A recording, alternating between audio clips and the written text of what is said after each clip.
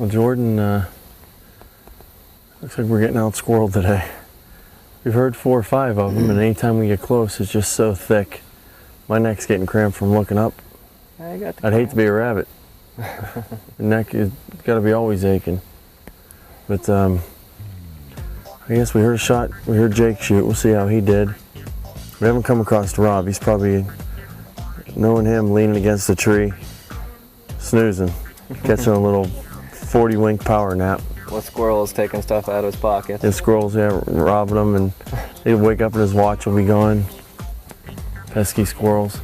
Yeah, But we'll hook up with him, and we're gonna do a little bit of fishing later, and a little more scouting through the afternoon. But we're standing in the soybean field here, right on the edge. Seems like a lot of the squirrels are hanging closer to the edge today, where we hear them at least. You can see the tops of all these soybeans are all gone. And we can see the little trails leading in and out where the deer come in here, and the first thing they're going to eat is the tops as the soybean plant starts to grow. You'll notice when you see soybean, it's in a little legume. You can crack open the nut, the seed actually is inside of this little pod. That's actually the soybean inside. Now the deer don't really start hitting on these too hard until you get a hard frost. You'll notice the green of the soybean plants will turn to a brown or a yellow. That's when the sugar is all inside of the plant and the cellulose turns to starch. That's when the deer and geese and every animal really starts to enjoy the soybean. Wow. So just Mother Nature's way of changing things. One day she'll throw a frost down and boom, the whole chemical makeup of the plant will change, and all of a sudden it becomes a great food source instead of just the tops. But boy, today we see the trails coming through here, and there's litter with tracks. I'm looking. Tracks all over, and the tops of just about all of these soybeans are just gone, where they've just been picking at them all summer long, coming through and eating them like potato chips. Look at the different color phases in these guys. I think they're 2 different kinds of squirrels. Well, this one here is definitely a fox squirrel. See the rusty brown tail? Mm-hmm. This one here is got a gray squirrel tail, but he's got more of a fox squirrel body. This one here might be a little bit of a hybrid.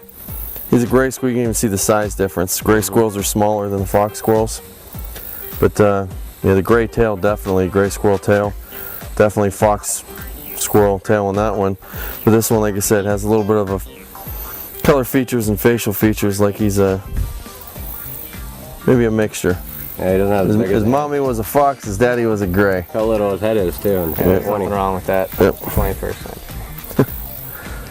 Well, here we go. Good job, guys. We got enough to make a little bit of squirrel gravy or whatever else Jeff Crystal decides to whip up. We'll get these things cleaned up. This Outdoor Icon Show factoid is brought to you by First Metropolitan Mortgage.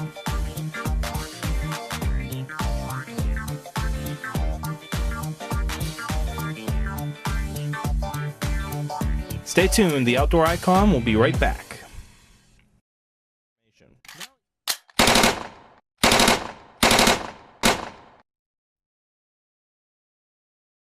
This week's Outdoor Icon Tip of the Week is brought to you by Jeff Crystal Catering.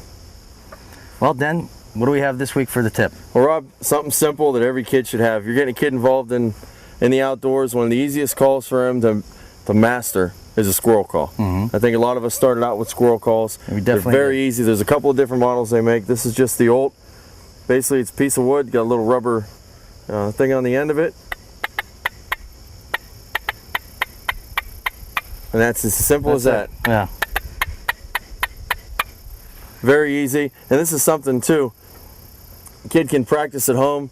It's not going to go in the backyard and pay attention. Yeah, pay attention to the other pay attention to the squirrels in the neighborhood. Yeah. You know, mess around with the squirrels in the neighborhood till you get good at talking to them, carrying on a conversation with them. One of the other ones, this is the Hunter Specialties squirrel call. Kind of an irritated squirrel. Yeah. There's another squirrel in his territory, and he's kind of challenging him. It's similar, almost to that'll bring him in. It's almost like that the gobble call that they have that you can shake like that. But if you don't have those, you can always improvise then and just use your mouth. See that? There you go. Very easy. That's your outdoor icon tip of the week. It's now time for Cooking with Crystal, presented by Jeff Crystal Catering.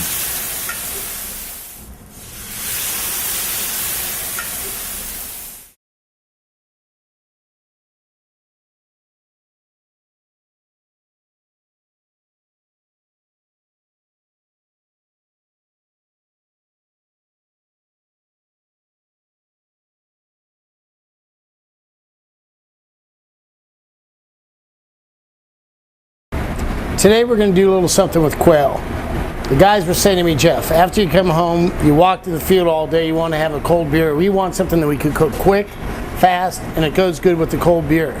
What we're going to do today is we're going to take these quail breasts, they've been bone in, and we're going to take a little bit of chef seasoning, put them in the flour. We're going to dredge these in flour. And we've turned on our fryer here. Move them around, really press the flour into them. As you let them sit in the flour so the moisture soaks in the flour, the moisture will draw it into it. We're going to put a little butter in a saute pan, a little fresh garlic.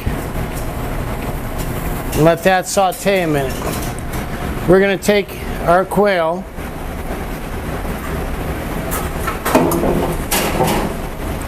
set them right in the deep fryer.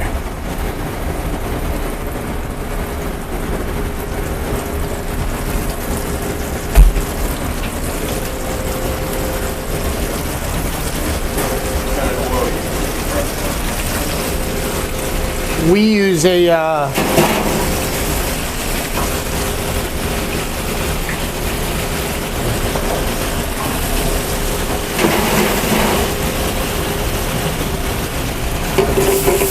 if you're doing this at home, you might want to do a little bit of peanut oil. The peanut oil will hold temperature better than the other oils. Just make sure that nobody has a peanut allergy that you're serving it to. So we got this garlic going. Now we're going to take some of your favorite hot sauce, garlic and butter. We're going to pour the hot sauce in there, and then spin her around so it gets all incorporated together there.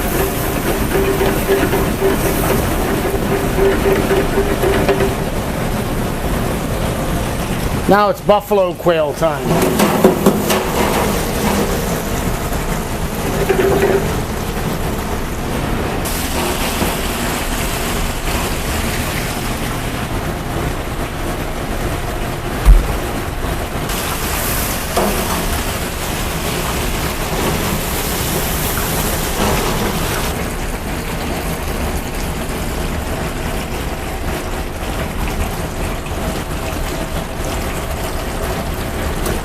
All right, now we pull up our little quails, nice little guys. Put them in here. While they're really hot, we add a little bit of Jeffrey seasoning crystals. And then we're going to take our sauce we made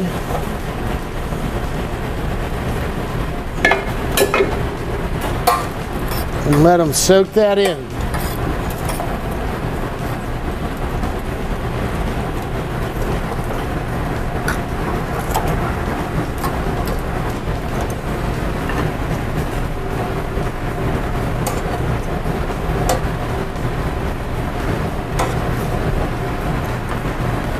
And there you go, buffalo quail. For this great recipe and other great recipes, go to the outdoor icon and click on Cooking with Crystals.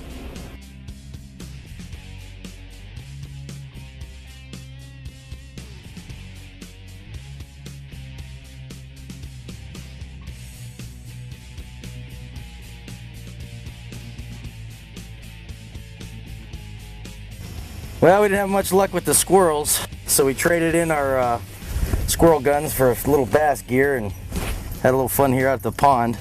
But what did we learn out there, Den? We learned an awful lot. We learned the mass crop isn't what we thought it would be. We're gonna have to concentrate more on the grains that are out there: corn, soybean, our Yeah. food plots. We saw a lot of sign. We know there's a lot of deer there, an awful lot of deer tracks. We didn't find any rubs yet, but it's still early. We're going to monitor this thing every couple of days. We're going to check our deer cameras. We got plenty of time, so until next week, have a great outdoor experience.